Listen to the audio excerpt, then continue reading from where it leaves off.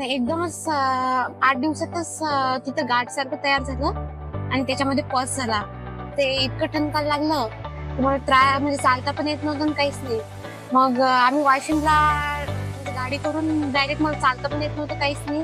तिथं गेलो, लगेच भरती झाली आणि त्या डॉक्टरांनी फक्त तिथे चिरा मारून, म्हणजे संडासच्या जागेवर थोडंसं बाजूला होतं, तिथे चिरा मारून त्याच्यातला पस काढून घेतला आणि 5 दिवस दवाखान्यातच ठेवला. त्याची ड्रेसिंग वगैरे तिथे केली आणि नंतर म्हणजे घरी गेल्याच्या नंतर नॉर्मल झालं सगळं. पण नंतर 2 महिन्यानं ते डबल थोडासा त्रास झाला मला घरी. तेव्हा समजलं की हे पहिल्यासारखंच झालेलं आहे.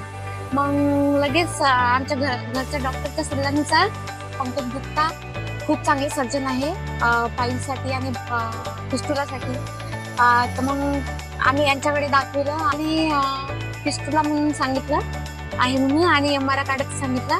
ते MRI सगळं पाहिलं त्यांनी, काय आहे काय नाही, आणि ऑपरेशन केलं फिस्टुलाचं. तर महिनाभर ड्रेसिंग वगैरे घरी पण आणि इथं पण चेकअपसाठी येत होती आणि आता पूर्णपणे हा त्रास पूर्णपणे गायब झालेला आहे. आणि डॉक्टर आता सांगितलं की डबल होण्याची शक्यता खूप कमी आहे. तर मी त्यांचे धन्यवाद मानते. मला खूप जास्त त्रास होत होता, आता सगळं नॉर्मल आहे.